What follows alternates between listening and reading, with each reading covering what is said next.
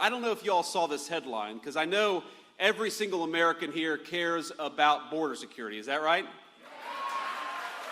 And I think it's one of the great things that we've done in this administration is we kept our promise that we were going to close down the American southern border, shut off the flow of fentanyl, and start prioritizing American workers over Mexican drug cartels for a change. That is a great accomplishment. Now, it turns out the New York Times is not the biggest fan of what we've been doing at the border under the Trump administration. So they had this headline. I'm not kidding you. This is not a joke headline. I'm going to read you verbatim what the New York Times said just a couple of days ago. And I quote, "I was one of Biden's border advisors. Here's how to fix our immigration system." What would he know about fixing our immigration system? It was the Biden administration that broke our immigration system. So we've been having a little bit of fun around the office. So the Department of Homeland Security, their take on this was, "I was Humpty Dumpty. Here's how to sit on a wall." But be careful what you wish for. Now we're in northeastern Pennsylvania. I assume that this is Eagles territory. Is that right? Okay.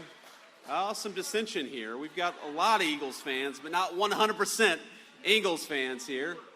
But congratulations, by the way, on last year. But this is what a buddy of mine sent me. He said, "I'm a Cincinnati Bengals player. Here's how you win Super Bowls." And that cut a little deep.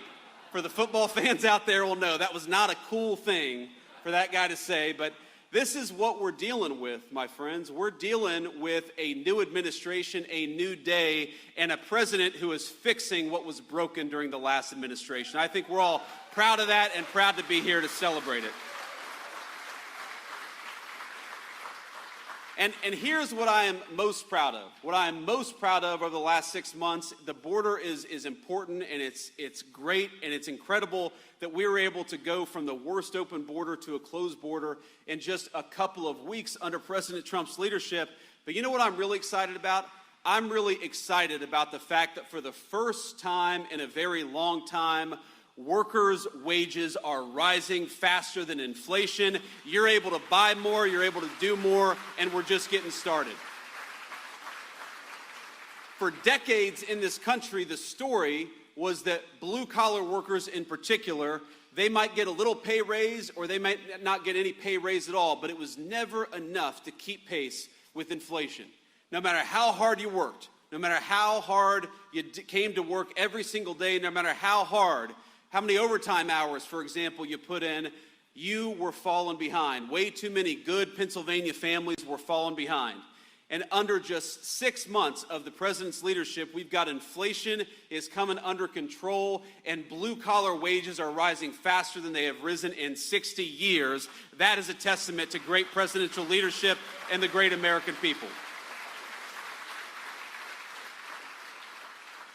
And we're just getting started, my friends. The passage of the big, beautiful bill. Now, of course, the mainstream media, the corporate press, doesn't like what we accomplished. It doesn't like what we did. But let me just talk a little bit about what this bill, about what this legislation means for you and your family. And there are a few different things, a few different ways in which I think this will be transformational for the American people. You heard Kelly talk about this a little bit. How many, Don, of your 36 employees are putting in a lot of overtime every single week? I bet a lot of them are. You told me you got projects coming in so fast, they're struggling to get people in to do all the jobs that are necessary. Well, now, thanks to President Trump's leadership, if you work overtime, the federal government is not going to take a dime of that overtime. You earn that money, you ought to keep it in your pocket.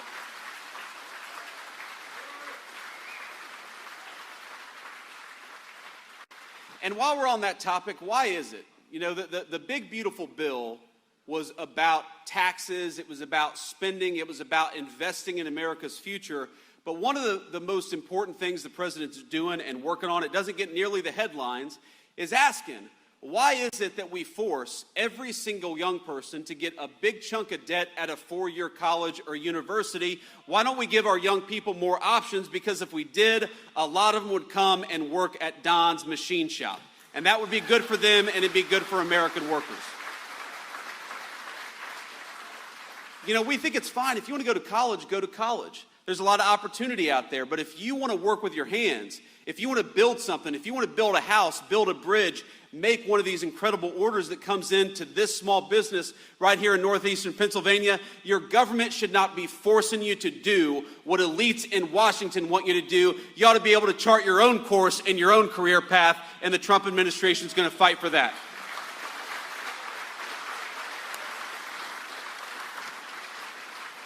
But, you know, here are just some of the other things that we're doing with this one big, beautiful bill. You know that we are creating the biggest tax breaks maybe in American history for investing in building in the United States of America. So if you're a small business, if you're a medium-sized business, if you want to invest in American workers, we are going to make it so you pay less taxes. Invest in Americans and your government ought to reward you. Isn't that common sense?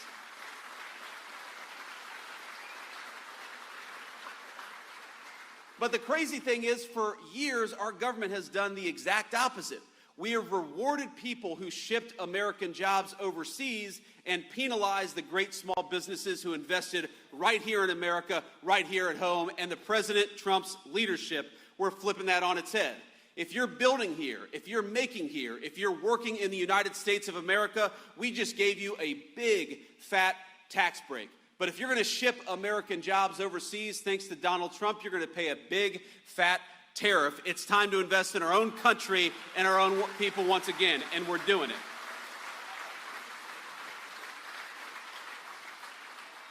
And here's the crazy thing. While we worked so hard, without a single Democrat in Congress supported this legislation, we worked so hard to get this legislation passed, to cut your taxes, to prevent big tax increases, to make it easier to save and invest right here in this great country that all of us love. Would you believe that the Democrats, they are attacking us every single day? And you know what their big line of attack is? Their big line of attack is that Donald Trump dares to put tariffs on foreign countries who try to bring their crap into the United States of America. And that's interesting to me, because Democrats seem to like everything that increases taxes. If you've got a health care problem, they'll say, well, just raise taxes, right? Health care costs in this country, we're working on it. They're way too expensive. Democrats will say, well, just raise taxes. We got not enough people working. Democrats will say, just raise taxes. That's their solution to every single problem. But you know, the one group of people in the entire world that they don't seem interested in penalizing, it's foreign countries that take advantage of this country, and that's got to stop. Part of